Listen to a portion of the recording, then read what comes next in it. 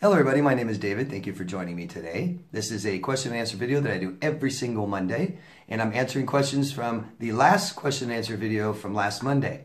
Any questions you guys have today, please go down below in the comment section, ask me anything you want, and I'll answer them next Monday in the next question and answer video.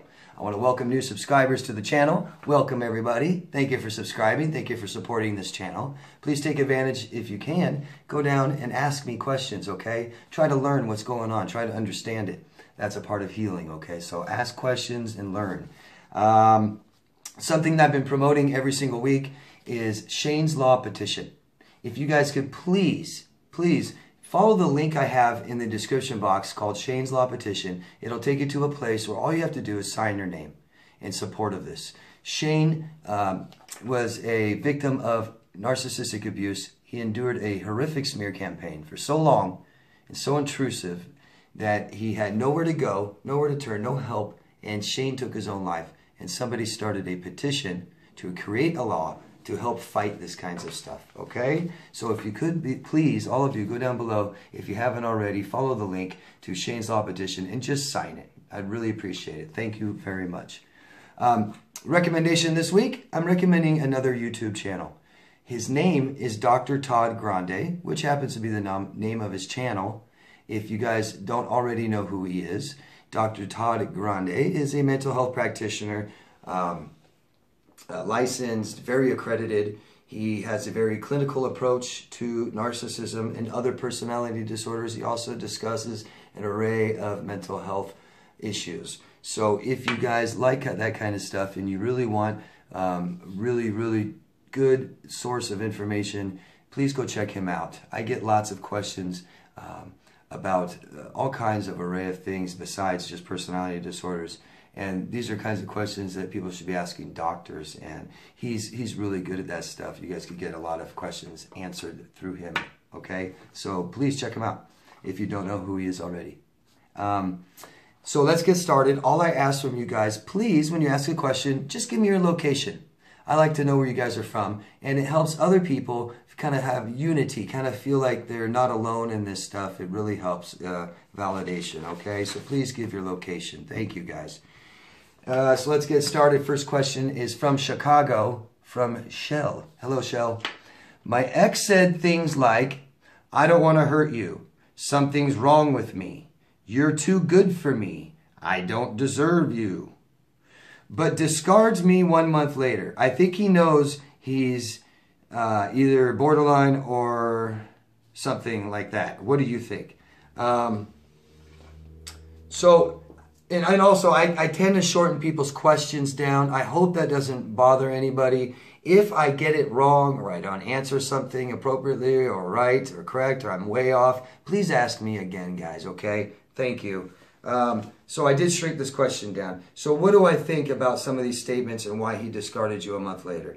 Well, and it seems like he knows. I mean, they say narcissists kind of figure out that there's something at least different about them in adolescence. They start to figure out that they're different than everybody else. And more so than adolescents already think that. A lot of adolescents, you know, it's normal to feel so different, out of place and awkward. But they know that they're way different. They know that they think different and feel different than other people.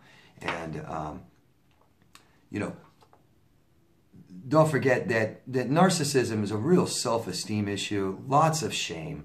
They feel like bad people, inadequate, unequal. So when they're with some, you know, a lot of you guys that they dated, they put you on that pedestal. They really thought you're just a better person than they are. They wanted to knock you down to increase their ego. But while they're with you, they realize that they can't function properly. There's things that you can do that they cannot. And that makes them envious, you know. But it seems like he realizes, you know, and this might be a real fear of abandonment. It's what it sounds like. And you said borderline. Yeah, that would be these are things that borderlines would say, you know, feeling really scared that you're going to leave them because of their own shame and inadequacy. what happens when someone has, what tends to happen sometimes, what people tend to do that have a real huge fear of abandonment, they might abandon themselves. They might do it themselves and abandon it. And what they're doing is they're abandoning this relationship. They're not just abandoning you. They're abandoning your relationship, their relationship. They're abandoning everything that they feel that they have invested. So when they abandon that relationship, they're abandoning a part of themselves, and they make their fears come to fruition, don't they? So just an opinion, you know. I'm not a doctor. I can't diagnose anybody. I'm just saying that these are common things that borderlines would say. And to say these things, and if they really feel this way, and then they discard you a month later, they're abandoning you. Okay? And you know, that's the problem with borderline personality disorder and other disorders, is that they can't keep and maintain relationships, and they'll sabotage them themselves. Hope that makes sense. Thank you. And Shell again, still in Chicago. Hello, Shell again. Why do we call cluster Bs lacking in empathy when they are so good at detecting our weakness and vulnerabilities?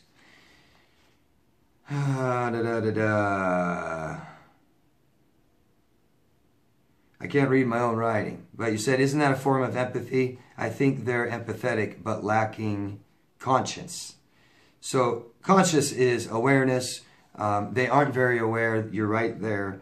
But narcissists are lacking empathy. Try to realize that there's not just the kind of empathy that we most common talk about, where it's I take on, or I absorb, or I feel your feelings, right? You're someone I care about in massive pain, and I feel it too, like I'm in the same kind of pain. That's the empathy that we most associate with as what narcissists do not have. And you know, they do lack in empathy. We say lack. We don't say they don't have any.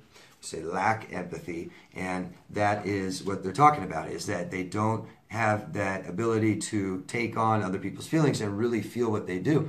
But they are aware that things hurt you. They're aware you have feelings too, Shell. So your ex, if your ex lacks empathy because they're a narcissist, then that doesn't mean that they're not aware that things hurt you just as they hurt them.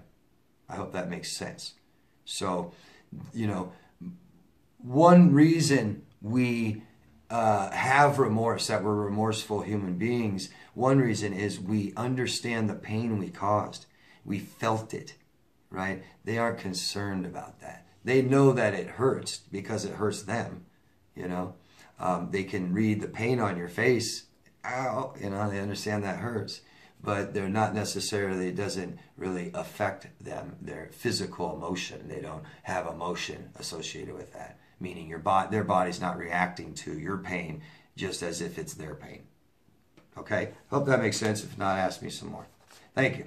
Carlos from Guatemala. Hello, Carlos.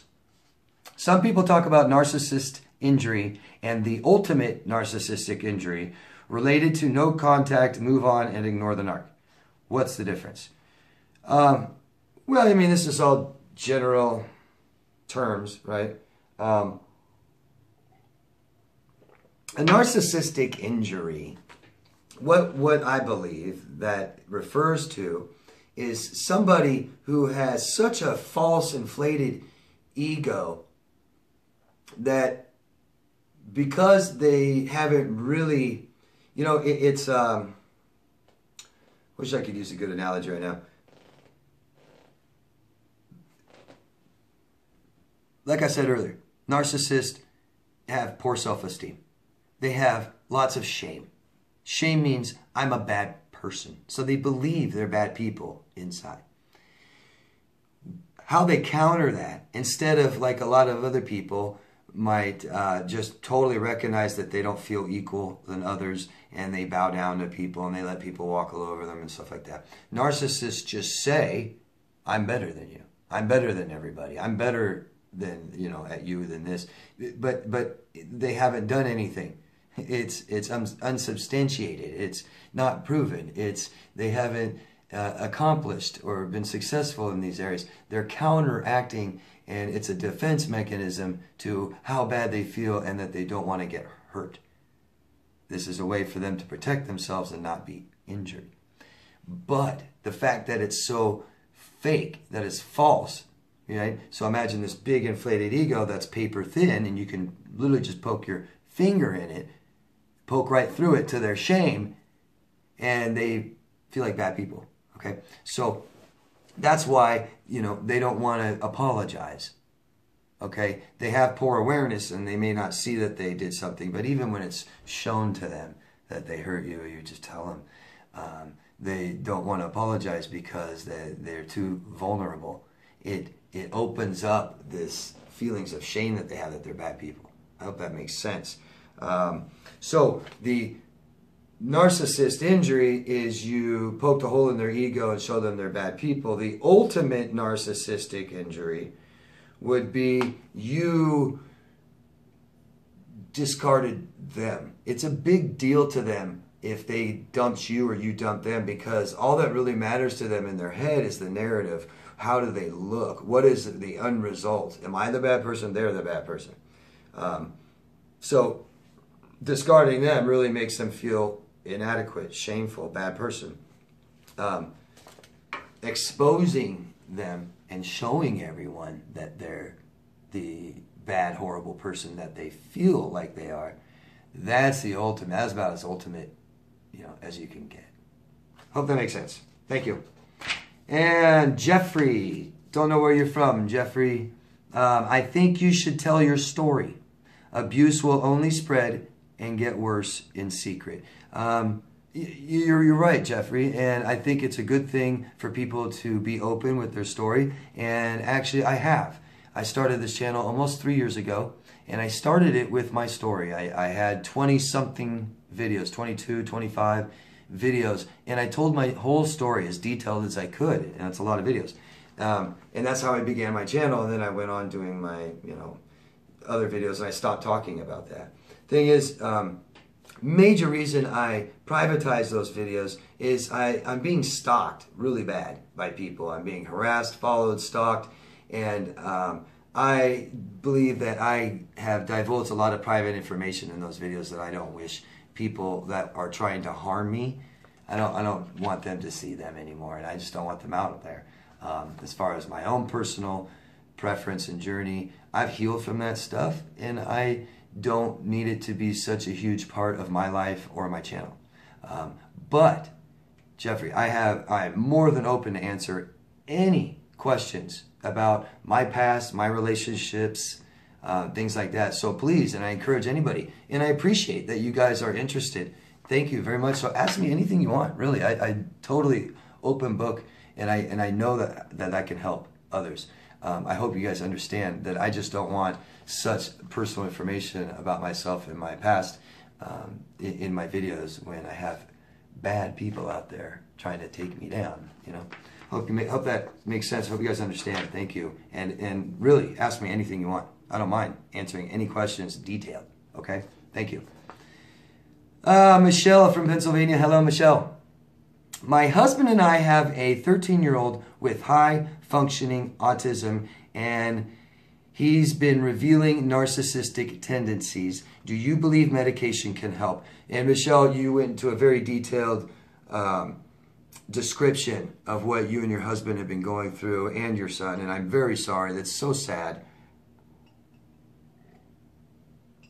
And thank you for asking me questions about this. Obviously, I'm not a doctor, therapist, counselor, any kind of licensed mental health practitioner. I believe that talking about much of this is beyond my scope. I can tell you that my suggestion always, Michelle, is that you guys keep looking for information, keep looking for more help. Okay? Get a second opinion, third opinion, at least, before you put them on medication, okay? Please know that autism and narcissism are totally different. They're different things. They're completely different things, okay? And they can look similar. I understand that, but they're not. If your 13-year-old son does have autism, high-functioning autism, which used to be called Asperger's, no more. If they're a high-functioning autistic, realize that most likely the narcissistic tendencies or traits that you are seeing is not narcissism, okay? If they're autistic, most likely, it's not narcissism. It looks like it, okay? But it's not narcissism. They don't think they're totally better than everybody else, okay? They don't understand. Narcissists that display narcissism is a way to defend themselves from getting hurt. And they'll be exploitative and aggressive. Whereas autistic people don't want to get hurt either, but they're not exploitative and they don't want to hurt people. They will, go withdraw and isolate because they don't need you like a narcissist does. I hope that makes sense. Please keep looking for more information, more help. Get second, third, fourth opinions, however you need. But please be aware that you're not treating narcissism, you're treating autism. Okay? And as far as medication helping, that's something your doctor can help you with, okay? But there's not, as far as I know, there's not medication to help with narcissism. No. Autism, he was born with. Narcissism is developed. Hope that makes sense. Thank you. Good luck. Good luck. Sarah, X and I don't know where you are, Sarah. X and I broke up weeks ago over a small fight. My mother reached out to him as they were close without me knowing. They talked every day. How could he be so heartless? Sarah, I'm sorry. I'm sorry he's so heartless. And I'm sorry for your pain and hurt. That's awful. How could he be so heartless? Well, he's protecting himself. Okay, he's an emotional child that is trying as hard as he can to not be hurt, and he is trying to protect himself most likely. I don't know him. I'm going by what most narcissists do and why they look and appear so heartless. He may not care about you. Okay, Sarah? He may not care. He may never have really, truly been in love with you or cared or been committed to you. I don't know. I hope you find the help that you need to please discover why you're in love with somebody that didn't love you back, okay, that treats you like this. That being said, what I see in your comment is something very important. You're asking me about this one problem that you're having. But what you told me is an answer to a much bigger problem, Sarah. And that is your mother speaking to your boyfriend behind your back every day and being very close to him. I find a big problem with that. That is not okay. It's not okay for him to do that. It's not okay for your mother to do that. This is your boyfriend, not hers. And she doesn't need to be involved in your relationship. She doesn't need to control your relationship. And she doesn't need to have a private relationship with your boyfriend. Okay, Sarah? Very important. This might be a theme in your life. And if it is, which I'm guessing it probably is, there's some major problems. Like I said 2 minutes ago, I hope you find the reason that you are in this relationship with someone like this. Well, this might be a reason. Okay? I hope you can find a professional that can help you with this and show you this. But if you do find a professional, if you aren't seeing one now, I suggest you do. They help. They're great. Tell them this. Tell them this exact question. Give them, okay? And they should be able to see a problem that I see, okay? Thank you, Sarah. Good luck. Let's do one more. Jay in Scotland. Hello, Jay.